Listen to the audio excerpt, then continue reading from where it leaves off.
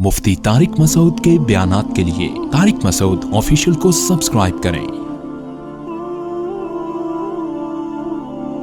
Tariq Masood official.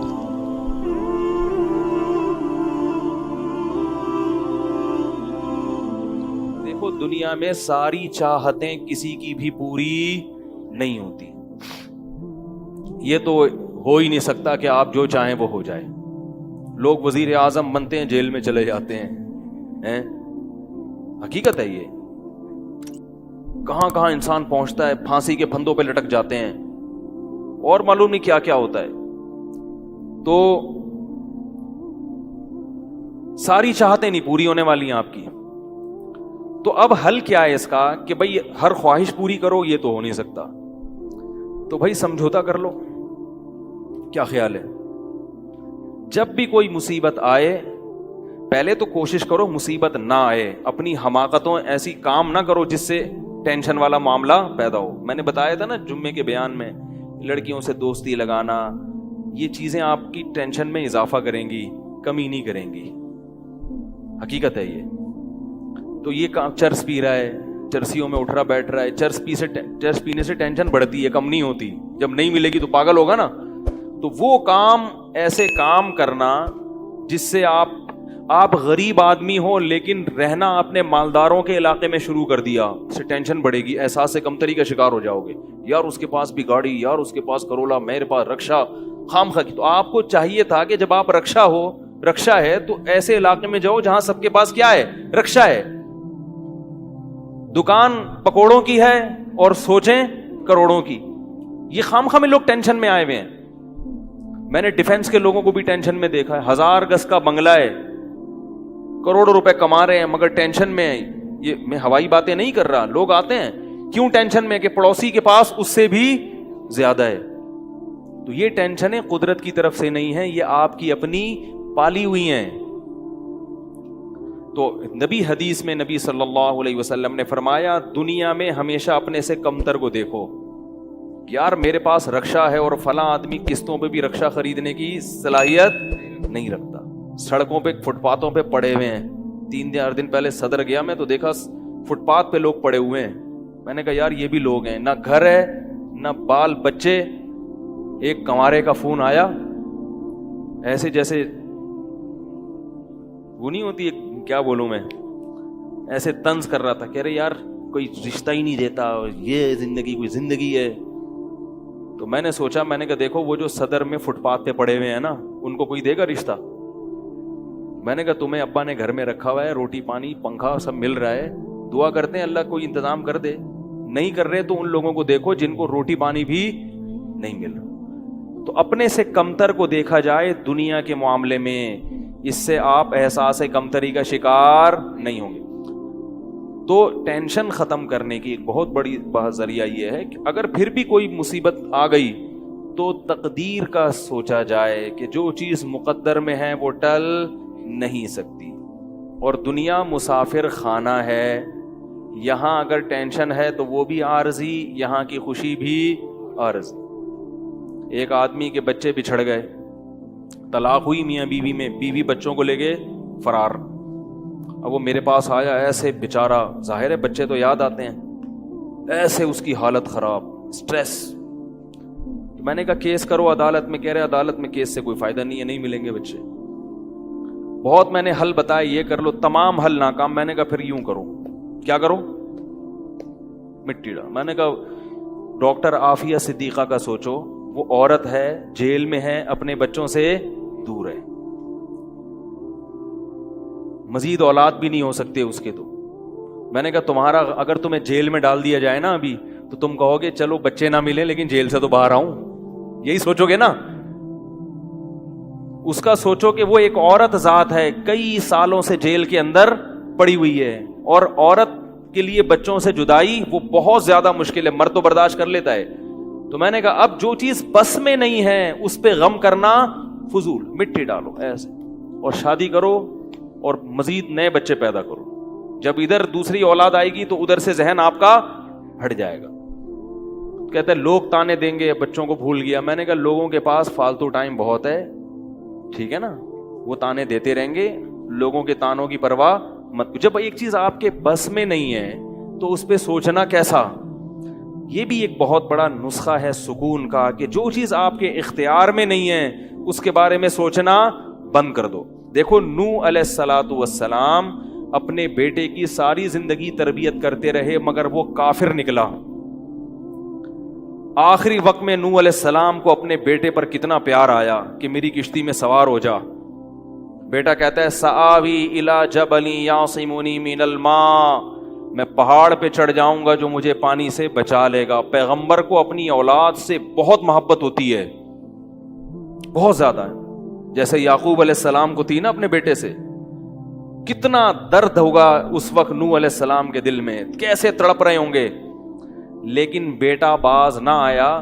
وحال بینہم الموج فکان من المغرقین, ایک موج آئی اور اس کو غرق کر دیا. نوح علیہ السلام نے اللہ سے دعا مانگی ان ابنی من اہلی, اے اللہ میرا بیٹا میرے اہل و عیال میں سے ہے, تو نے تو وعدہ کیا تھا تو میرے اہل و عیال کا خیال کرے گا.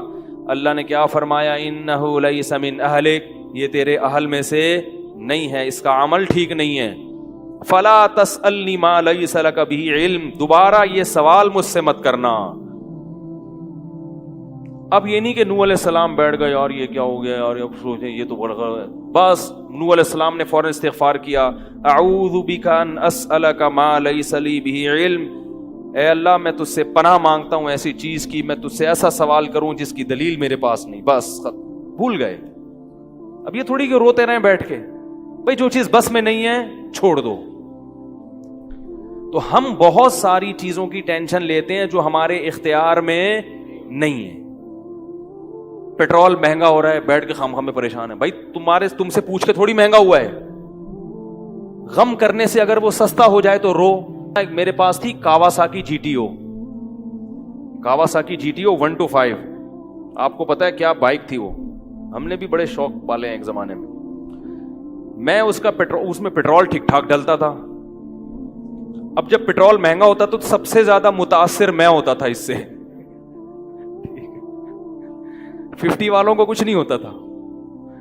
تو میں ایک دفعہ پیٹرول پمپ گیا, میں نے پیٹرول ڈلوایا اس میں, تو اس نے کہا وہ 5 روپے پر لیٹر بڑھ گیا ہے.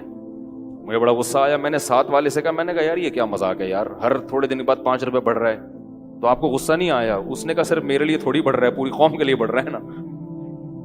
تو مجھے اس کی بات بڑی اچھی لگی. اس نے کہا میرے اکیلے کے لیے بڑھے تو مجھے غصہ ہے, سب کے لیے بڑھ رہا ہے تو چلو ٹھیک ہے. اس دن کے بعد سے اب تک پیٹرول بڑھنے پر مجھے غصہ نہیں آیا. میں یہی کہتا ہوں یار مجھے ٹینشن لینے سے کیا ملے گا. 100 روپے لیٹر بڑھ جائے, زیادہ زیادہ یہ ہوگا, بہت زیادہ بڑھے گا تو گاڑی بیچ دو. بھائی نہیں ہمارے کنٹرول سے باہر ہو گئی ہے, گاڑی بیچ دو, دوبارہ آ جاؤ, ٹیکسی پہ آ جاؤ, پھر بھی ہے تو پھر رکشے پہ آ جاؤ, پھر چنچی پہ آ جاؤ, پھر پیدل ہو جاؤ. جو چیز اختیار میں نہیں ہے اس کی ٹینشن لینا حماقت ہے. بات آ رہی ہے سمجھ میں؟ اسی طرح یاد رکھو اولاد کی تربیت کا معاملہ ہے.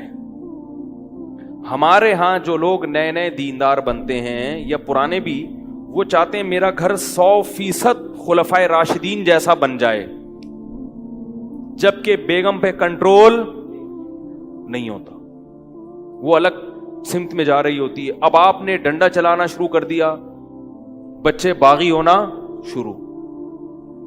وہ بجائے دین پہ آنے کے ابا کو مکھنچو سمجھنا شروع کر دیتے ہیں اور بغاوت پھیلتی ہے.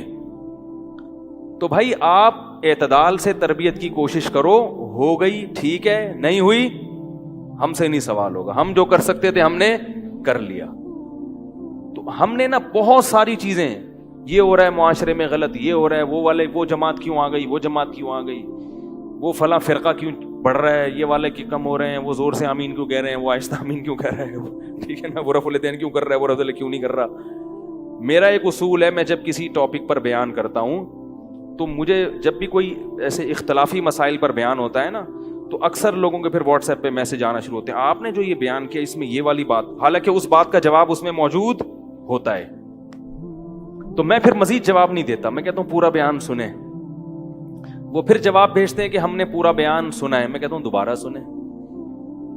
کہتا ہے سنا تو ہے, مجھے جواب نہیں ملا, جبکہ مجھے پتا ہوتا ہے جواب اس میں ہے. میں کہتا ہوں پھر تیسری بار دوبارہ سنیں, کیونکہ اس سے زیادہ کہ ہم مکلف نہیں. اب یہی تھوڑی کہ ایک ہی چیز کو لے کے پھر وہی سوال وہی جواب وہی سوال وہی جواب. پبلک کے پاس تو ٹائم ہے, وہ تو کرتے رہیں گے اور آپ کی صلاحیتیں بیکار ضائع ہوتی رہیں گی. بھائی ہم نے ایک ٹاپک پر بات کی, پورا کور کیا اس کو, مجھے اچھی طرح معلوم ہے آپ کے ان تمام سوالات کا جواب اس میں موجود ہے. اب بار بار سوال کرو گے تو ہم نئے سرے سے جواب دے کے ٹائم ضائع. یہ ٹینشن ہے خام خواہ کی کیوں پالیں؟ ٹینشن پتہ ہے کیا ہوتی ہے؟ ٹینشن یہ ہوتی ہے کہ یار اتنی تفصیل سے میں نے بیان کیا پھر بھی لوگوں کی سمجھ میں نہیں آ رہا, ہائے یہ کیا یار, یہ کیا. اس سے آپ خام خواہ میں آپ کے سر کے بال غائب ہوتے رہیں گے. تو ہم یہی کہیں گے اے اللہ ہم سے جو ہو سکا تھا ہم نے کر دیا.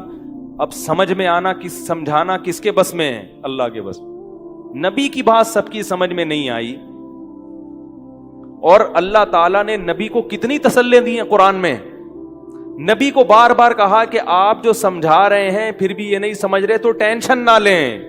کیوں؟ نبی کو اگر زیادہ ٹینشن ہوگی تو کام کون کرے گا؟ قرآن میں سینکڑوں آیتیں ہیں جو صرف تسلی پر مبنی ہیں, جن میں نبی کو کیا دی جا رہی ہے؟ تسلی. لعلک باخع نفسک علی آثارہم, کہیں ایسا نہ ہو کہ ان کی ہدایت کے پیچھے آپ کی جان ہی ہلاک ہو جائے, یعنی غم سے. کیونکہ نبی صلی اللہ علیہ وسلم حیران ہوتے تھے کہ ان کو میں نے معجزے بھی دکھا دیے اور میں نے بتایا کہ یہ بت ہیں جن جو نہ سن سکتے ہیں نہ دیکھ سکتے ہیں نہ بول سکتے ہیں, ہر طرح سے سمجھا دیا. ٹھیک ہے, اور میری 40 سالہ زندگی بھی انہوں نے دیکھی کہ زندگی میں کبھی میں نے جھوٹ نہیں بولا, امین اور صادق مشہور ہوں. اور یہ پیغمبروں کا انتظار بھی کر رہے تھے کہ ایک نبی آنے والا ہے. سب چیزیں ہو گئیں پھر بھی نہیں مان رہے, تو ٹینشن تو ہوتی ہے نا. تو قرآن نبی کو کیا کہہ رہا ہے کہ مزید ٹینشن لیں؟ نہ قرآن ٹینشن کیا کر رہا ہے؟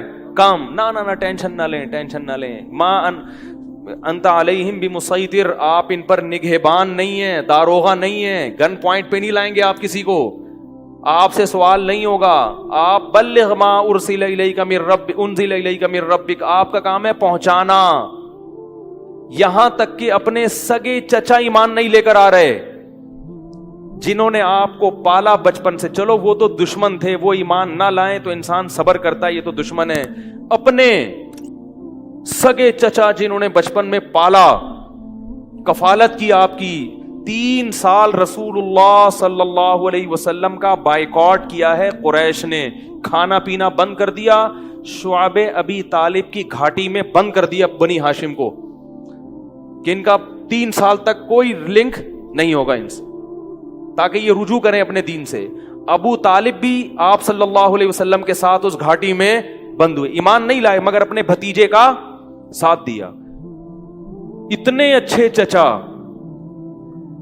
لیکن ایمان نہیں لائے. کیسا نبی کا دل کڑتا ہوگا کہ نہیں ہوگا؟ موت کے وقت آ کے نبی نے کہا کہ ایک دفعہ کلمہ پڑھ لیں تاکہ قیامت کے دن آپ کی بخشش کر سکوں, سفارش کر سکوں, آپ کی اللہ سے بخشش کی دعا کر سکوں. کیسا دل مچلتا ہوگا نا. ابو طالب کو خیال آیا کلمہ پڑھنے کا. قریش کے جو سردار تھے انہوں نے ابو طالب کو دیکھنا شروع کر دیا کہ کلمہ, کتنا غصہ آیا ہوگا نبی کو ان سرداروں پہ کہ میرا چچا جس نے میری اتنی کفالت کی, مجھ سے اتنی محبت کی, آج وہ میرے سامنے جہنم کی آگ میں داخل ہو رہا ہے اور یہ کمبخت کھڑے ہوئے اس کو ورغلا رہے ہیں. ابو طالب نے چند اشعار کہے کہ اگر مجھے یہ ڈر نہ ہوتا کہ عرب کہیں گے کہ ساری زندگی اسلام نہیں لایا, موت کے وقت موت کے ڈر سے باپ دادا کا دین چھوڑ دیا, یہ ڈر نہ ہوتا تو آئے محمد آج میں تیری آنکھیں کلمہ پڑھ کے ٹھنڈی کر دیتا.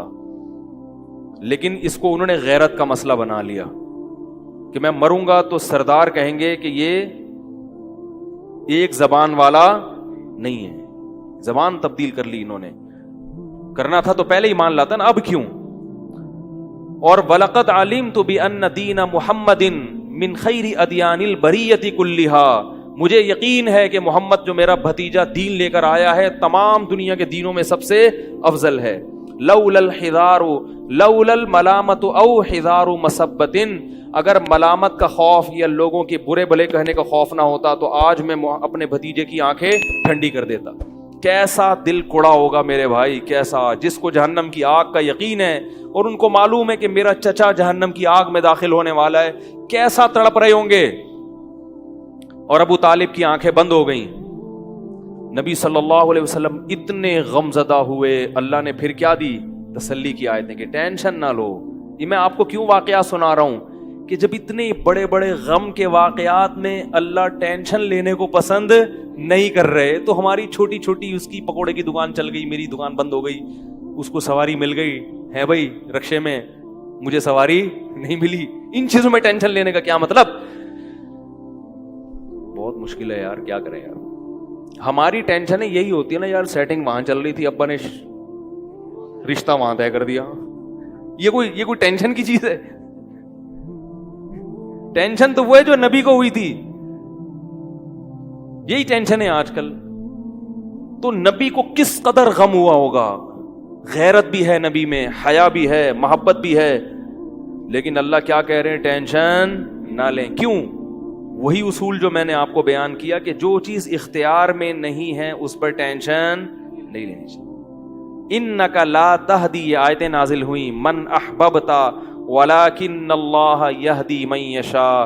اے محمد, جس سے آپ محبت کرتے ہیں اس کو ہدایت دینے کے مالک نہیں ہے. محبت الگ چیز ہے, ہدایت ہمارے ہاتھ میں ہے, آپ کے ہاتھ میں نہیں ہے. اب اگر نبی اسی غم کو لے کے بیٹھے رہتے تو کہاں سے دعوت اور تبلیغ کا کام ہوتا؟